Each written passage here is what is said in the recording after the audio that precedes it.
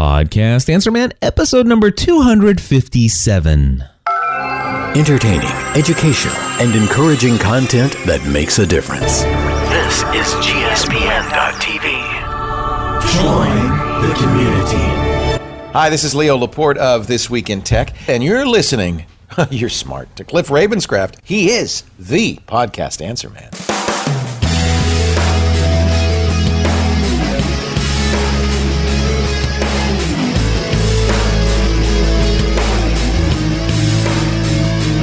Well, hello, my friends, and welcome back to another episode of the Podcast Answer Man. My name is Cliff Ravenscraft, and this, my friends, is the podcast about podcasting, helping you take your show to the next level. It doesn't matter if you're a brand new podcaster, if you have been podcasting for many years, or you haven't quite yet recorded that first episode. There's something we can all do to take our show to the next level. That's right, my friends. Taking things to the next level is what it's always about. And today I'm going to be featuring an interview that I did with my great friend Rob Walsh from Libsyn/Wizard Media, talking about how they're taking their stats reporting to the next level. If you want to hear all about stats reporting for Libsyn Media, or Liberated Syndication, Wizard Media. If you want to hear all kinds of other technical jargon and stuff related to podcasting with my interview with Rob, some exciting things coming up there, so stay tuned. I want to kick things off, though, with what I like to start off each and every week these days, and that is with a random plug of the week. You know, I'm just looking over here. It's like I should probably pull my notes up and put them right in front of me. There we go. My random plug of the week this week goes out to, it's actually called the Busy Mom's Survival Guide with PJ Jonas. And of course, you might imagine that the host of the show is PJ Jonas. And PJ, along with her husband, Jim, together actually have a very unique story that is also extremely inspiring.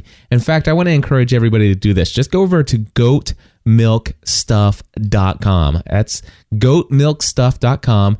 And on the right-hand side of the front page, I remember the very first time I heard about PJ Jonas, and I clicked play right on the little embedded YouTube video from the Today Show. Great story. Only takes you about 3.5 minutes to go through and just totally be inspired about what's possible when you just start something out of your home and all of a sudden it turns into let's just say a business that generates a lot of income. Something that started out, and here's the really incredible story.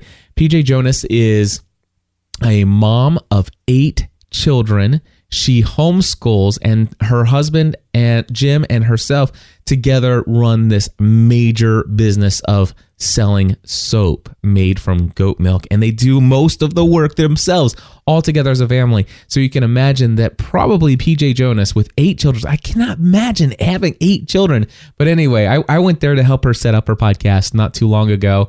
And I one of the funny things that was going on is we were working on setting up all of her equipment and stuff like that, and every now and then she would need something that wasn't in the room that we were in, and kids would come in and out, and she would send one kid off to go get this, and one kid would be sent to go do this, and she goes, people ask me, how do I do it having 8 kids? And I'm like, I don't know how people do it with only 2. I mean, who goes and gets everything for you? It's really funny, but great podcast. I really want you to check it out. Go over to, I'll tell you what, I'm going to give you the easiest way to find the podcast. Just go to gspn.tv/Busy Moms Podcast. Again, gspn.tv/Busy Moms Podcast, and that'll take you right to the iTunes listing for her.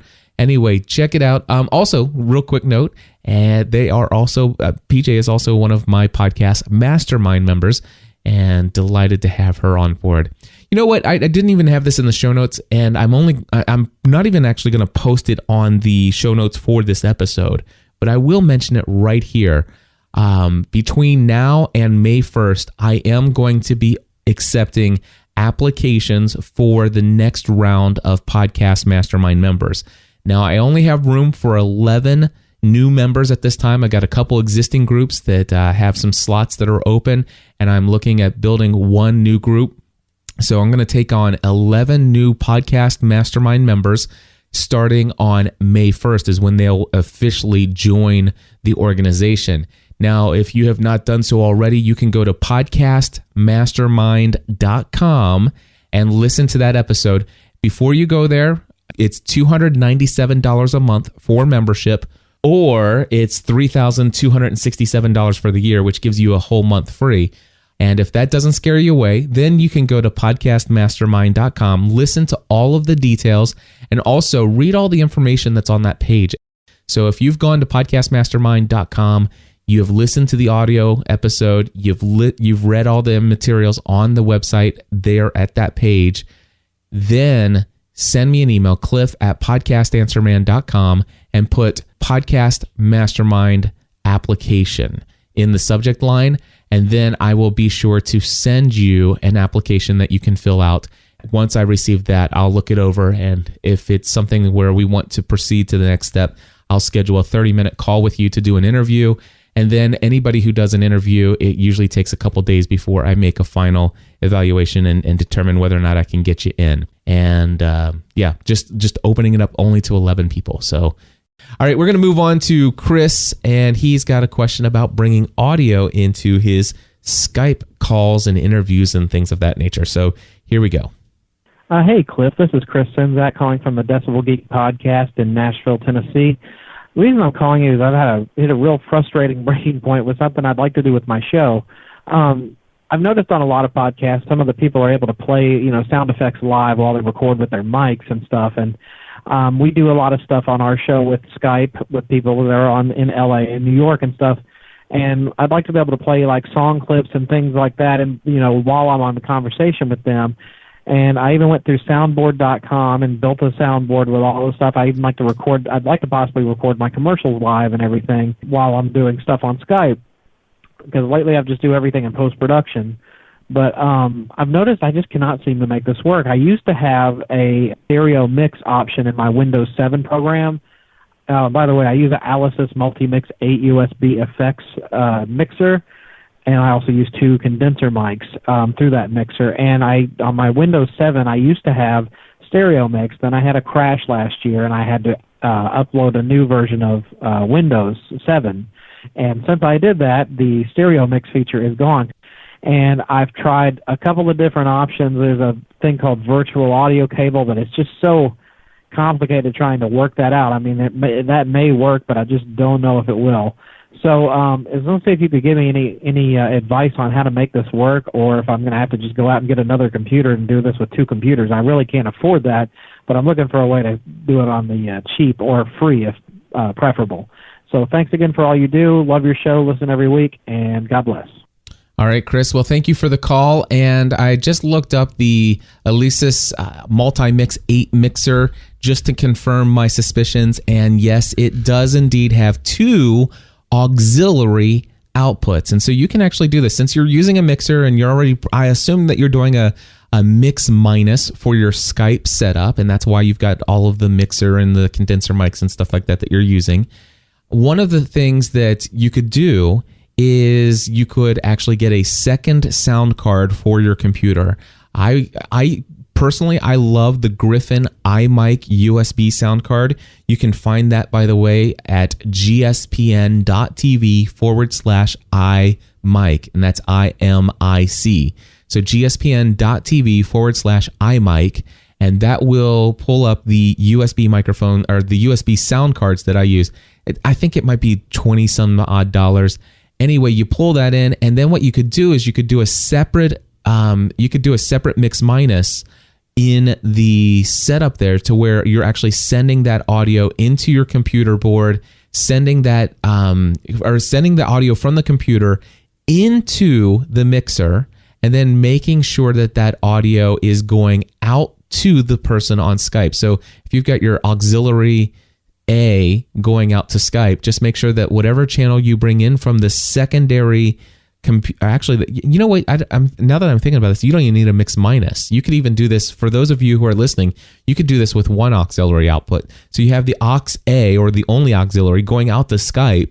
You bring in the audio from the computer using a secondary sound card, a USB sound card, bring that into one of your channels on your mixer, and just make sure that aux A, or the aux that's going out to Skype, actually has that knob turned up. That aux knob is turned up for your Skype output, and they will hear everything that you're playing. And I do that. I use a lot of sound clips. I could even put this in the background and all sorts of stuff. So definitely would recommend doing that. If you don't want to go out and get a secondary USB card, then if you have an iPhone, an iPod, an iPad, any other kind of device like that, you could queue up audio clips on that and just use a cable to go from the headphones jack, bring that into one of the lines on your mixer. And again, just make sure that aux knob is turned up so that the people on Skype can hear that.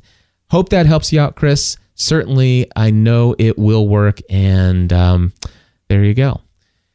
Let's see here. I'm moving on to the rest of my list for this episode. Oh, the next thing I want to do is I want to talk about iTunes, and I'm going to be starting an iTunes marketing experiment.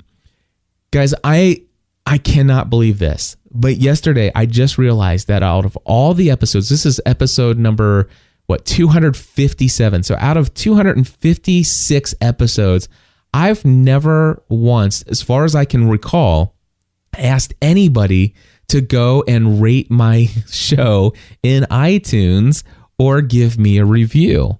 Now, here's the situation. I went in yesterday and I looked, and over the course of all these years, I started this back in December 2006. So I've been podcasting here about podcasting for almost 6 years. And over the 6 years, I've got 35 ratings that's earned me a 4.5 stars. Most everybody's given me a 5-star rating, which is pretty cool. And there's been quite a few. I didn't count them, but probably about 20 or so reviews that are out there. And yesterday I realized that one of the ways that you get more visible and show up higher in the search results and rankings is the higher your ratings go. And I don't know why, but I've just never really focused on it a whole lot. But I really want Podcast Answer Man to stand out from the crowd.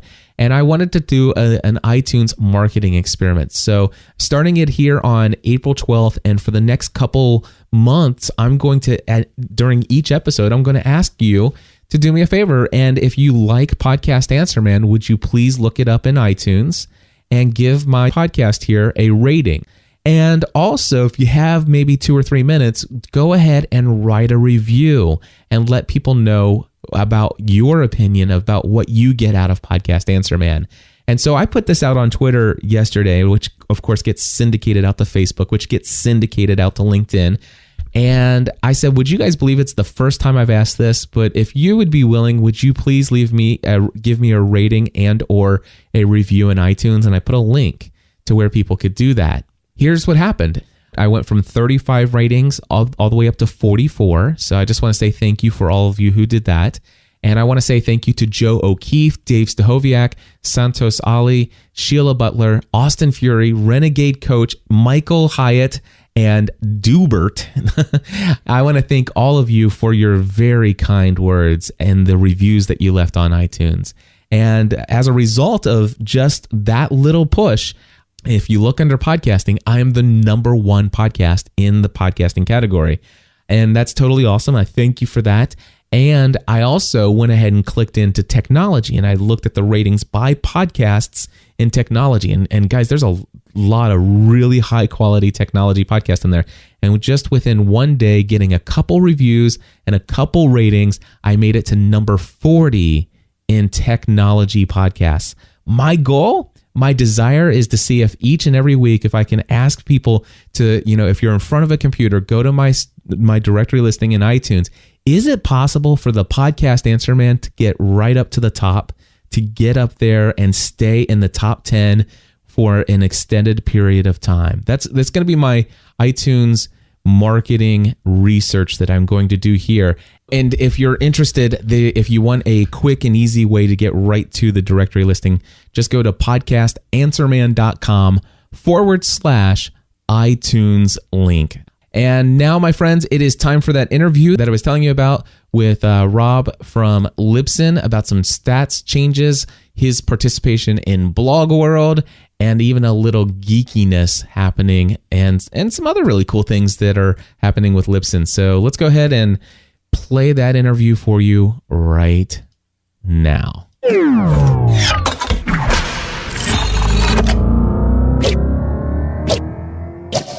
right, my friends, somebody who is no stranger to the Podcast Answer Man community, my good friend over at Libsyn and Wizard Media, Rob Walsh, glad to have you back on the show, my friend. Cliff, thanks for having me back. Good morning. Good morning. And it is morning for you. I mean, you're an hour behind. I know that got you out of bed early this morning just so you can come on and talk about what's going on over at Libsyn when it comes to switching things up on stats.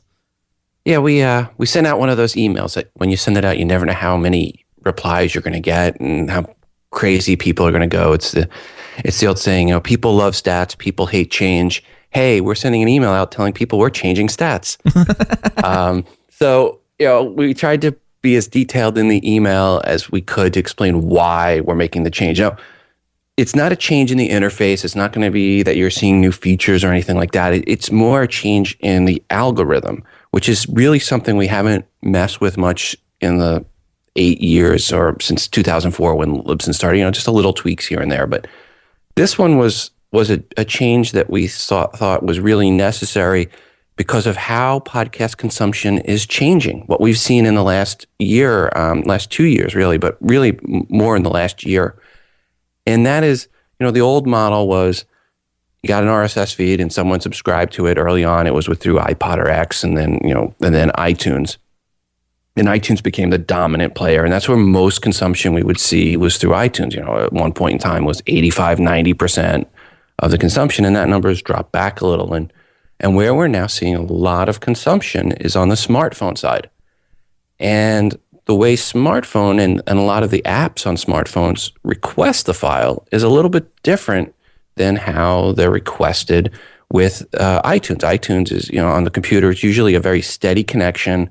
There's a request that comes in and it pulls the download and the download continues, usually uninterrupted. And even if it's a re-request, we can filter that out. We kind of see it. But with smartphones, people would kind of hit play and it would kind of stream. And then they would hit pause or phone call would come in. And then when the smartphone would go back and request again, it would look like an entirely new request. So we started realizing that there were some stats that were being inflated up a little bit on people that had very large smartphone audiences. So we kind of tweaked the algorithm to make it more realistic that when those smartphone requests were coming in, that we're not counting, double counting, triple counting, quadruple counting those requests. And the algorithm is all set up to go in and say, okay, is this the same person that was just here a minute ago? And this is why I loved Libsyn back in the day. And one of the features that drew me to your service, the main feature that drew me to your service is the absolutely unlimited bandwidth for the podcast downloads. But one of the features that I loved, and I remember it was an interview that you did with the folks who created Libsyn back when you were doing Podcast 411. They were talking about the way that the stats would work, because at the time I was actually hosting, I only did about 4 episodes on my own web hosting account. And this is back in late 2005, early 2006. And I got this whole, account suspended things. Please contact billing department. You owe us $2,000 for bandwidth, and we're shutting down your account unless you stop doing this MP3 links or whatever you're doing over there. So, but prior to getting shut down, I remember going in and looking at my stats, and I would see I guess they're called AW stats, or there's a couple other ways that you can run your stats on your hosting account. But it would tell me these really large numbers. But the fact was that I had a lot of people who were, going to the website, stopping it somewhere in the middle, and they might actually end up clicking a link in my show notes, but then they would actually come back and hit click again and stuff like that. And so it registers that person, depending on how many times they might actually do that, you could potentially have one person listening to one episode and showing up as 7 downloads or 7 hits on that file, correct? Oh, yeah. Yeah. And especially some of the non-podcast hosts out there, they don't support byte range requests. So every time there's an interruption anywhere along the path between their computer and the server, it would come in as a new request. And by the way, we still get emails from people that have that situation where they've just been shut down. People are still learning that you shouldn't be hosting on your website host. So that's not something that's gone away, unfortunately. There's still people getting those bills. That is correct. And if you guys don't know what we're talking about, go to podcastanswerman.com/hosting. I spent a long time putting that post together. It talks about why you should not be hosting your MP3 files on your web host, even if you only have 10 people downloading your show every week right now. Not a big deal, but trust me. Read the post, you'll understand why. Anyway, so back, Libsyn had this algorithm that they created back in 2006, or maybe even earlier. But in 2006, I remember hearing about it, to where it would say, hey, you know what, if we've created an algorithm, and this is the way I remember them explaining it. And of course, this is just me thinking about one episode I heard one time in 2006. But I remember them saying, number one, we've got an algorithm that will help us to accurately or more accurately tell if that's the same person. We can judge by the IP address. And then we're also taking into the account where, okay, well, maybe you're reaching an audience. Let's just say there's a company and that company has 5,000 employees and they all share the same IP address. And you got 15 people who are downloading your show from that behind that same IP. Well, we've actually calculated a way in our algorithm to try to account for that as well, because we want you to have accurate numbers. And I suppose what they were doing in the way that I heard it explained was they were kind of looking, well, it depends on how long it was from the first request from the IP address to the next one. Is that how I remember? Am I remembering that correctly? Yeah, and actually the algorithm actually goes back to the beginning of Libsyn. So it was what they call the LES, which is Libsyn Estimated Stats. And what that is there's a couple things in there. One of them is to say, okay, if there's multiple requests from the same IP address, how long apart are those requests? And that's part of the algorithm, is looking at that point apart and saying, okay, if this request comes in again from that algorithm, then it probably is a legitimate request. But if it comes in right away with a really short period of time, then it's not. The other thing they look at too is if a request comes in and we go to start serving this file, if the file doesn't start to serve, then don't count that as a download. Right. So there's looking at, okay, because we will literally get, sometimes a computer will go crazy out there, and it will request the file every 5 seconds or less. And that can, in a week, put 100,000 download requests in there for that file. So Libsyn's had this algorithm for a very long time, though. So what is changing? No, I remember the email that came in, and one of the things that happened in the email is I think you said you're bringing some stuff in-house where you're actually depending on the CDN or the content. Well, that's another change we made. So there was actually two changes. The other change we made was we were relying on logs coming in from our CDN, and we've changed that. So what would happen is we will rely on the logs to be sent from our CDN to come in and then process them. It's not real time, but as close as real time as you could, waiting for those stats to come in. And every now and then, stats would stop coming in from a node. They would get delayed for a day, 2 days, 3 days, not lost, but just wouldn't be coming in. And then we'd have to do this catch up, and we'd have to reprocess stats. And I think this year that's happened 3 or 4 times. If you go back and you can look through the logs, we usually post whenever that happens. And that's annoying, and extra work on our side. And for the end users, that's just, it's just like, why is my stats not updating? We literally have people that check their stats every hour. I used to do that back in the day. And we'll get an email. I'll get an email from someone who says, hey, I've checked my stats the last, 3 times this morning and they haven't changed. What's going on? And other than me saying, well, you should be spending that time promoting your show, I'll say, yeah, we're having an issue here. Go to look at the support log. You'll see that right now the stats aren't updating, but don't worry, they're not lost. They'll be updated. And then that's a lot of work for our guys on the back end. So we've decided to help alleviate that issue. We're going to take the trafficker logs. So what happens is the requests come into our traffickers and then go out to the CDN. So now we're going to take it at the trafficker logs. We're going to use those logs. So that should make stat reporting a little bit closer to real time than it was, which was pretty close as it was. But now it'll be even a little bit closer. And it should, in theory, eliminate that issue where we're having the delay of the support of the stats logs coming in. Gotcha. So we felt at that time was a good time to kind of put this change in place. It's also given us the ability on the back end for our pro customers. This change is now allowing us for pro customers that we can do a switchover on CDNs. So if we have an issue with our CDN on the pro side, we can quickly migrate that account over to a different CDN, and they can keep on delivering. So if ever anything ever happened on our major CDN for our pro customers, it just increases the support or 99.999% uptime guarantee. It just making it a little bit even more reliable. So two big changes here. One is that you're actually tracking the stats on your end, which means that you're relying less on outside parties to deliver you the information to process those stats. And then the second one is an algorithm change that more accurately gives you stats based upon the different ways that a lot of mobile devices are trying to get that material. And of course, with dropped connections and all that other stuff.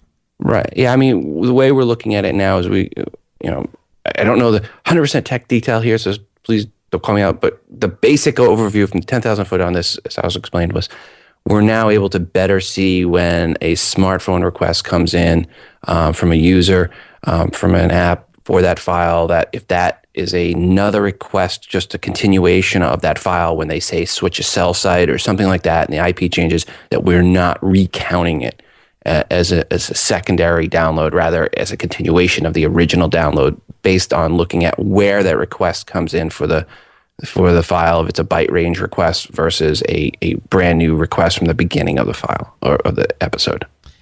So if folks sign into their Libsyn account over at Libsyn.com, are they seeing the new stats now? Yes, yeah. Everything started as far as April 1st. So I mean, if you're not seeing a major change, you won't. I mean, it's ultimately what we're trying to do is put in place a change to the algorithm so that going forward, as the smartphone consumption continues to grow, as we can see it continuing to grow, this isn't something that we think, okay, it's reached this point and it's going to plateau. We think as we go forward, it's going to be more and more and more of the consumption is going to switch over to eventually the majority of people's downloads will be via a smartphone app of some sort. Right. I'm sorry, go ahead. So I say we just want to make sure in the future that the stats are as accurate as they can be. I mean, yeah, we would love for, we know people would love stats to be as high as possible. But, as you mentioned before, when you came over, we had the algorithm, and our stats for most people when they switch over from a non-podcast host, and the stats can be anywhere from 1/2 to 1/8 of what they used to see. Exactly. And I had that recently with somebody. The guy came over and goes, "Oh my, these stats are it was like 1/5." He goes, "This is 1/5 of what I thought my show was." I'm like, "Yeah, and I had to basically tell him that the measuring stick he was using was broken, and that the stats now are more accurate. And we consider them more accurate because it's not just because we think they're accurate. We've compared our stats to Google's FeedBurner Analytics. For when you do those stats, we've compared them to Nielsen Net Ratings, we've compared them to Blueberry and to PodTrack. And what we've seen when we've done these comparisons, we've asked people that are using both our stats and those stats, is typically we've seen everybody tracks within 5% of each other. Mm-hmm. And we don't think that all of us, because all of us are using some sort of algorithm to filter out for the multiple IP requests, we don't think we're all wrong in the same magnitude in the same direction. So I think when you see our stats, I think they're pretty accurate. And I think that shows when you compare it to some of the other people that are out there that are doing podcast stats. When you compare it to people that don't know what they're doing, I think you'll see that our stats are much lower, but again, they're lower and accurate.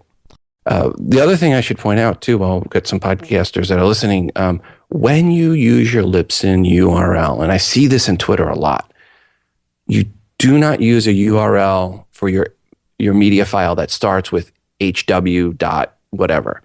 Sometimes you'll see that for the Libsyn URL. You only want to use the URL that's traffic.libsyn, and then it has the other information.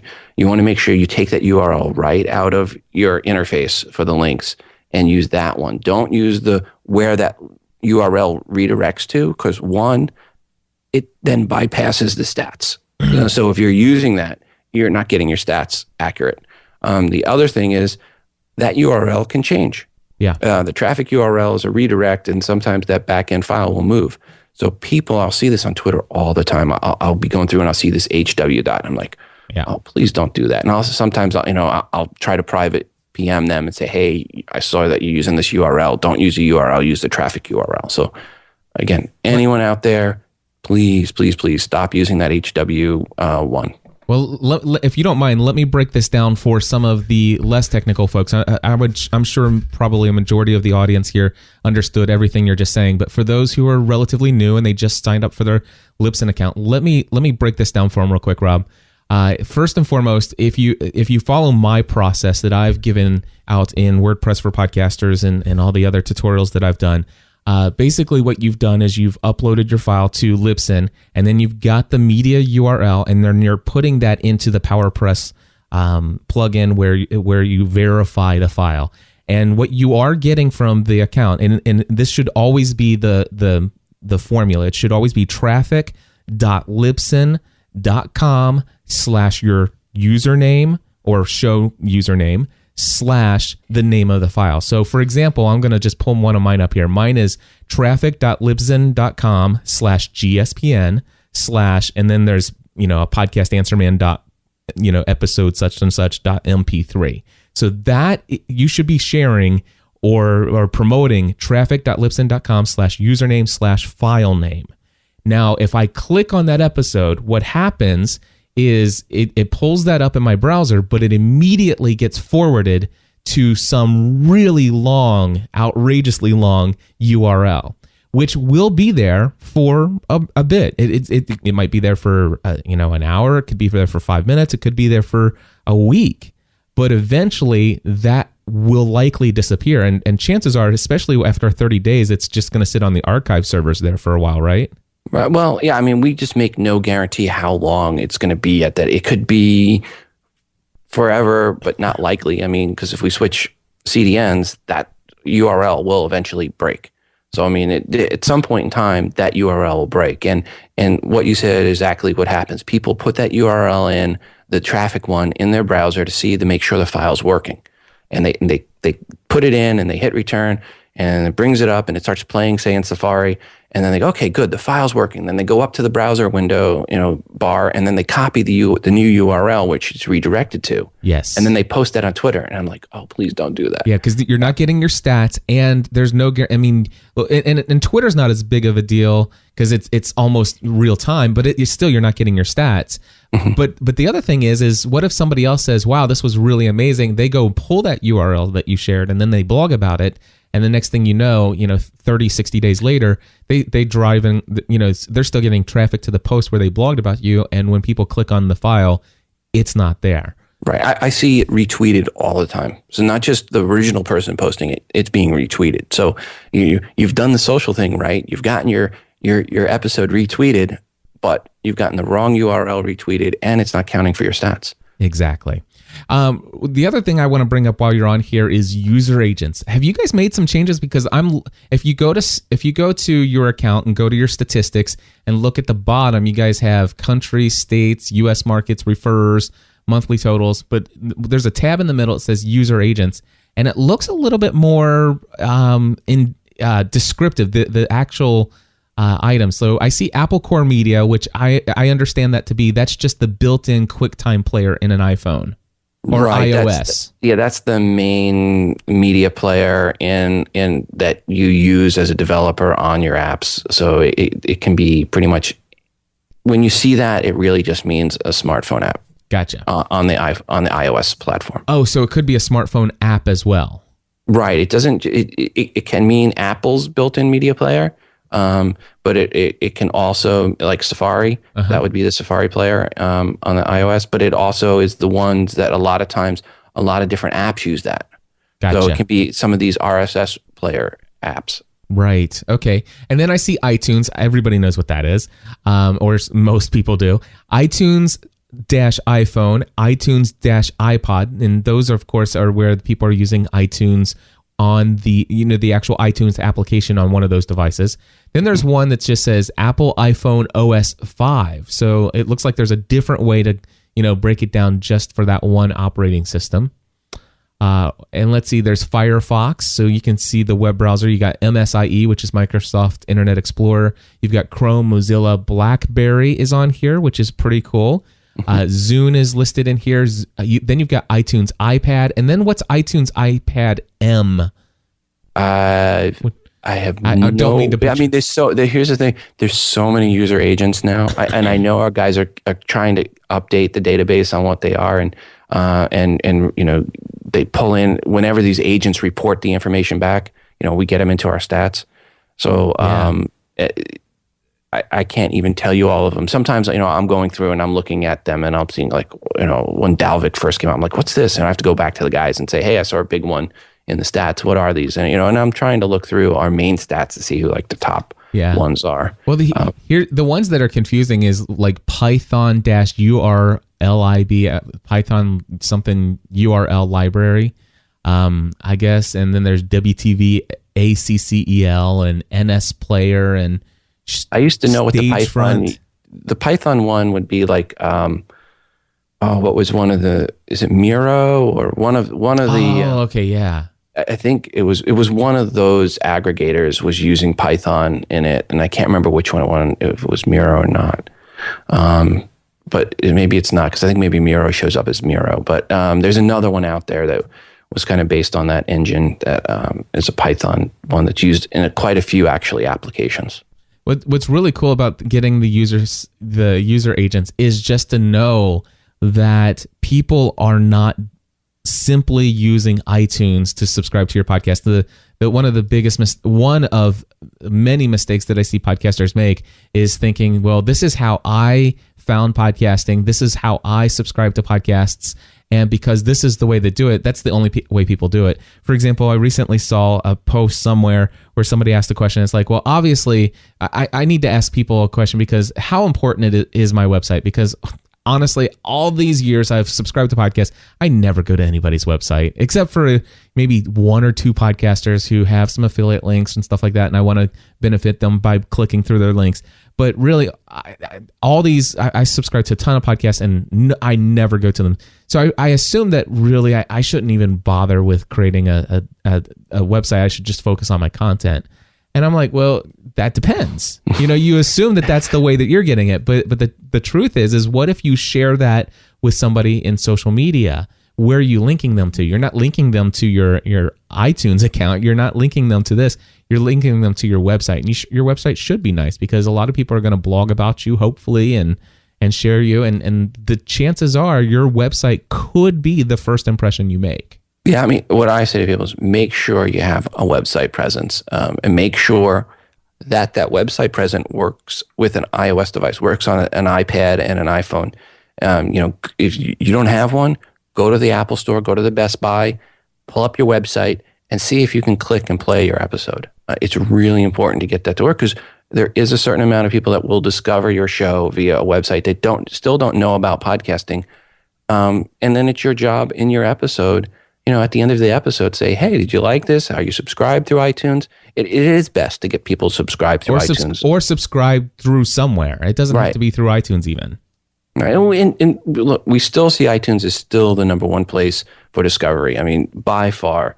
And, if you want to see a show take off, it was featured on iTunes, it'll take off. That's still the number one place to discovery, but it's not the only place. And as we're seeing, smartphone apps are coming in. What won't show up in your stats accurately is Stitcher, because Stitcher only pulls one episode, one download of your file. So for that episode, they're going to pull one episode of your app, the most recent, one copy of that episode, and then they transcode it into a different format on their servers and then reserve it. So in a much lower quality. And let me just say this. I do like Stitcher. Stitcher has to do that, and they had to do that because of the rules Apple had in place that you had to have your file at 56 kilobits per second to stream it. So Stitcher did that to be compliant with the rules that Apple had in place for a streaming app, for it to work over cellular and 2G, 3G, and 4G. So Stitcher did what they did because they were forced to do it and encode it at that rate. And because a lot of people that create podcasts, there is no standard. If you ask people how they encode their MP3 files, it's all over the place. I'll see people at 320 kilobits per second encoding on their MP3, and I'm just like, what are you doing? Well, hey, I really appreciate the information on the stats. There are two other things I want to bring up, and I only told you about one other one. But one is that you're coming to Blog World New York City. Yes, and, good to see you again, Cliff, and I am looking forward to that. I am looking forward to it as well. Just real quickly, you want to tell people the panel that you're putting together? I've got one panel on the monetization of podcasting. So yes, you can make money with podcasting. And we're going to talk about the different ways. I'm doing like 11 or 12 different ways you can possibly monetize through podcasting, or main ways you can monetize. I'm sure there's more. And on the panel, I'm going to have Hemda from Keith and the Girl. She's going to talk about some of the ways that they've been doing podcast monetization. They've been doing it for 6 years now. I've got Ken Plume, who many people may not know who Ken Plume is. He's behind the guy producer for the Smodcast Network. So he's going to talk about the different ways the Smodcast Network is making money.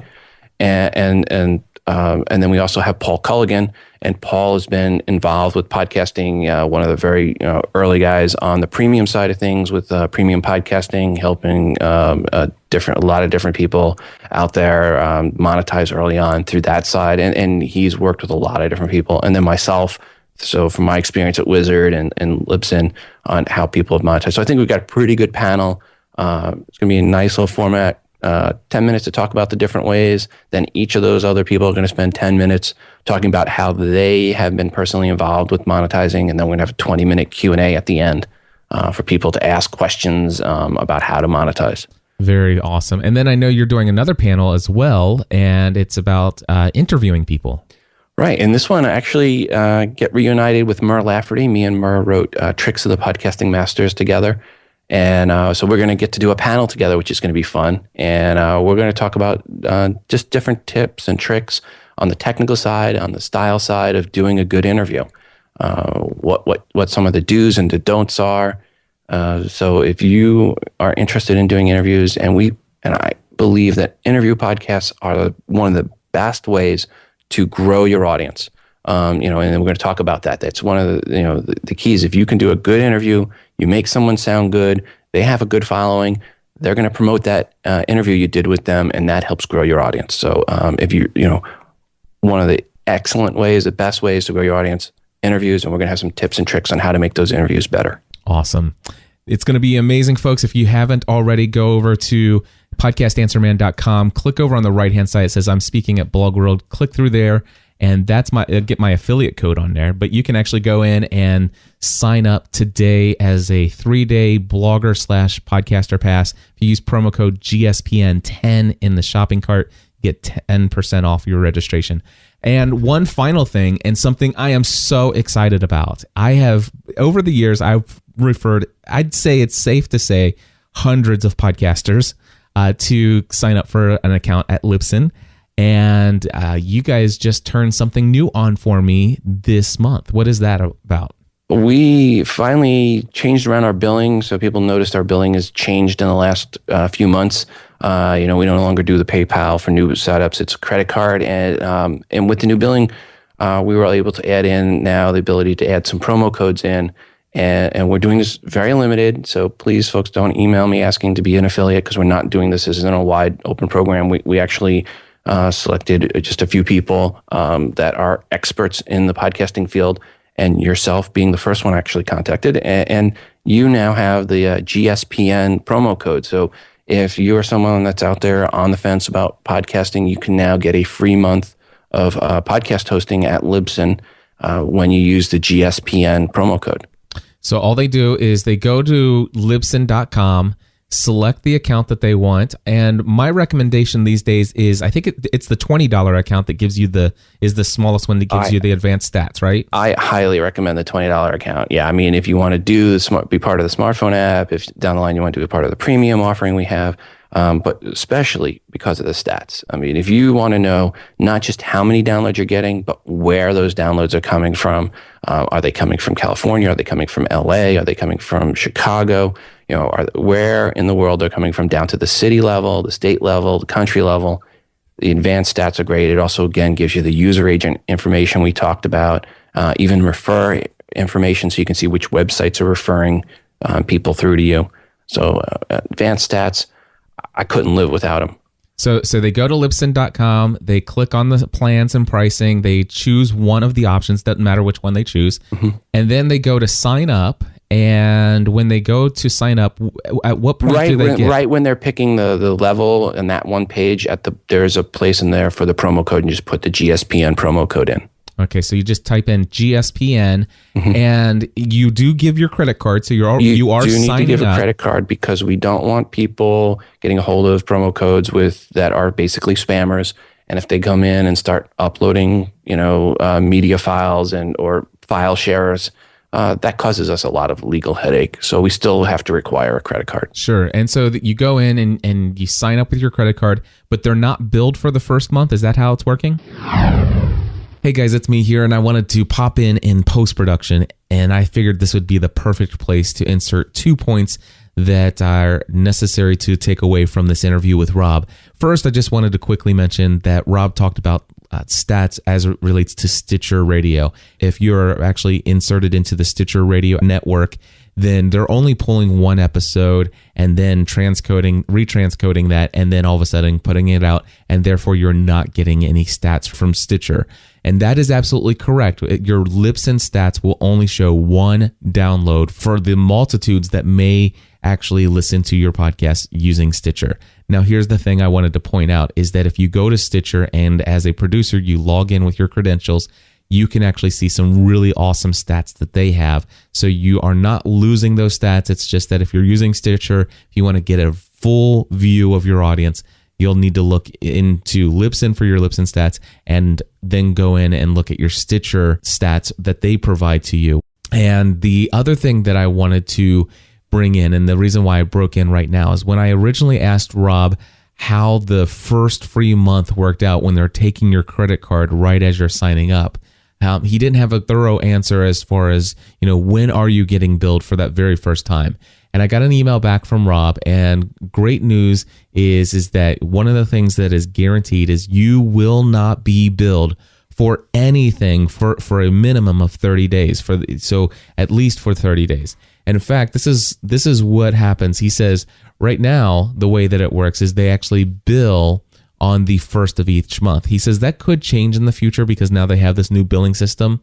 But right now they don't bill on the first of each month, or they only bill on the first of each month. So he says what that means is that if you sign up on, let's just say, April 15th, your credit card would not be charged for the first time until June 1st. And they always bill 1 month in advance. So for at least right now, there's a good chance that until they may change their billing cycle from the first of each month to where it's just billed 30 days after you sign up, there's a possibility that you could actually even have more than a month. So if you signed up on the 5th or the 6th or the 7th, you're going to actually get almost 2 months free. But again, that could potentially change. But the one thing I definitely wanted to let you know is that you are guaranteed that if you use my promo code GSPN when you sign up, you will definitely not be charged for those first 30 days. Just wanted to throw that in, and now I'm going to return you back to the pre-recorded interview with Rob. As a matter of fact, I had forgotten that you were giving away the first month free. I thought people would just be interested to know that, hey, if you want to, you can now use a promo code GSPN and I get credit. Which, believe it or not, that's one of the things I love about podcasting and building a relationship with your audience is some people are afraid, when they came out with this whole deal where the FCC was cracking down on people, not the FCC, somebody else. But anyway, the people who said, you have to disclose. And I'm like, why wouldn't you disclose? I mean, if you got a great relationship with your audience, they're going out of their way to find ways to benefit you if you've done nothing but provide value to them. So that's one of the things I appreciate about my audience here anyway. Let me say this, for anyone that's currently a Libsyn user, if you want to use the promo code for, say, a second account, use a second email address, sign up with a second email address to do that, because it won't allow you to add one to your current email address.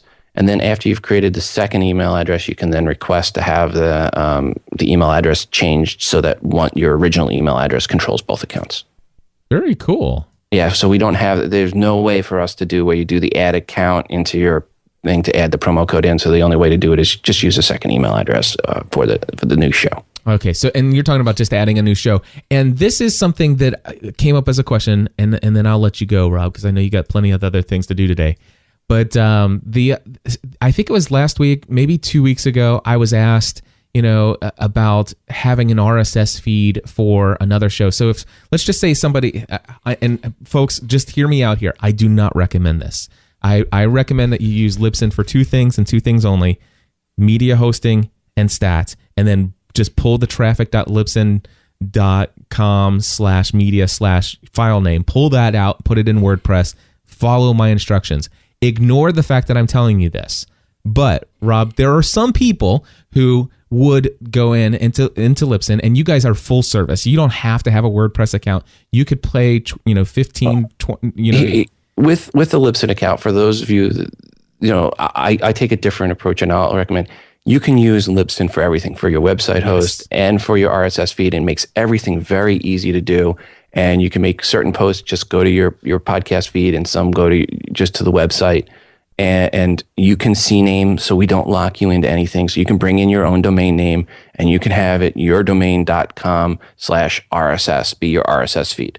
And so as far as the outside world's concerned, you're not really hosting on Libsyn. It's just like you're hosting on a WordPress site, and you don't have the security issues and the updates you have to do with WordPress and all the other nasty bits that come with WordPress. So there's some downsides to WordPress. So I would say if you are really just want to make your life the easiest possible, where you can upload and post, and here's a beauty too. You use an app called iAudition.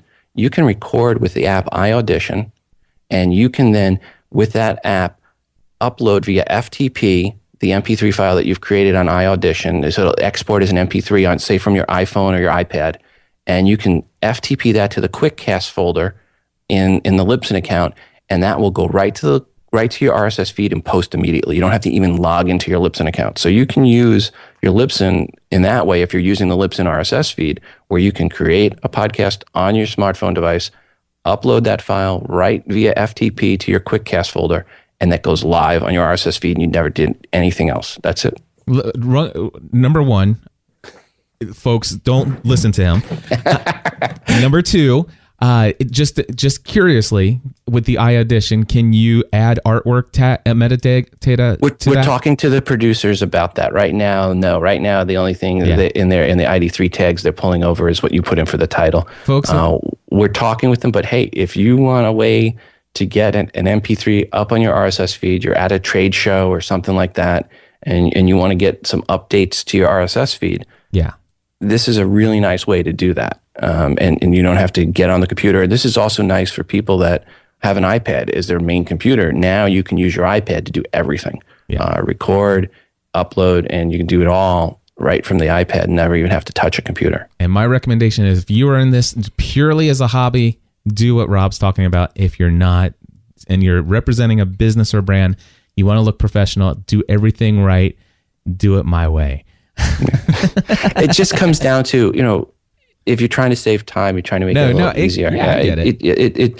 And what you're trying to do, if you don't have a website, but we have a lot of people that come in and sign up for a Libsyn account, they don't have a website. Yeah, I get that. And so let me get back to my original question. And what that is that, let's just say somebody does use your full service features, and you from beginning to end, you have everything all in one box. And I think that's great for an option for many people. For somebody who has one show with you guys and they want to start doing a second podcast, I told people that the only way they're going to get a second RSS feed that's separate from the one that's already from Libsyn that they may have sent onto iTunes, the only way they can get a second RSS feed and separate the two shows is by adding a separate show if they're using the all-inclusive account and the website and stuff. That's almost true. You kind of can do two shows in one account and manage two different RSS feeds. It requires using FeedBurner, and because of the way the Libsyn account works is you can only have one piece of artwork uploaded. You can do categories in your description. Okay. And if you pick a category under the advanced options and descriptions, you could have 2 feeds. So you could have one category called, let's say it's show 1, and one category called show 2. And you pick it for, which one you want for which show. Now you have your RSS feed becomes youraccount.libsyn.com/RSS/show 1 or /show 2. So now you've got 2 RSS feeds. You then point 2 different FeedBurner accounts at the 2 different show RSS feeds. And then on the iTunes, you manage the iTunes options and the artwork over, assuming on iTunes in FeedBurner, you click to manage the iTunes artwork and iTunes tags. So we have some people that do use a single account managing for 2 or 3 or 4 RSS feeds. We don't recommend it. If you plan to monetize your show, we don't recommend it because we don't support that for advertising campaigns. We don't support that for smartphone apps. We don't support that for the premium offering. Yeah, and the stats are going to be jumbled together. Yeah, right. That's right.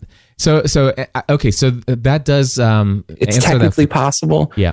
It's kludgy at best. Yeah, and not to mention the fact that the people who are using your all-inclusive feed, they've actually taken the main RSS from Libsyn, the actual Libsyn RSS, and submitted that to iTunes. So they would actually have to do the 2 categories, set up in each of those to do the FeedBurner redirects, and then they would have to actually probably talk to you about getting the original Libsyn account and doing an iTunes redirect so that it will direct it from the main RSS feed into one of the category for podcast 1 feed, because let's just say my show number 1 is in iTunes. All of a sudden, if I create the 2 different categories, my show number 1 will continue to get my show number 2's episodes unless those iTunes subscribers who were originally subscribed to my show number 1 get switched over to my Libsyn account category, my show number 1. What you would do in that situation if you were planning to do this?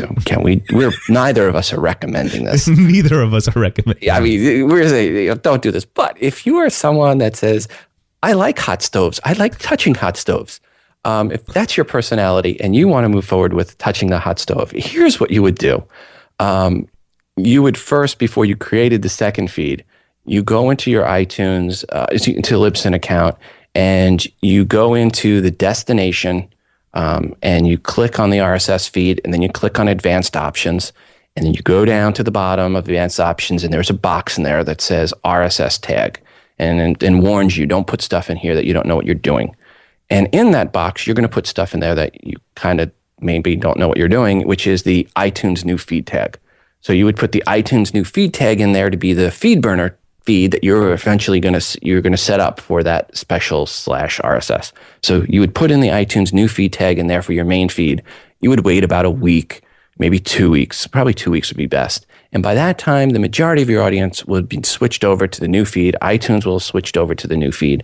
And at that time, which would be the FeedBurner feed, at that time, you could then go in, remove that. You probably could leave that there. At that time, you can then go in and create the secondary feed.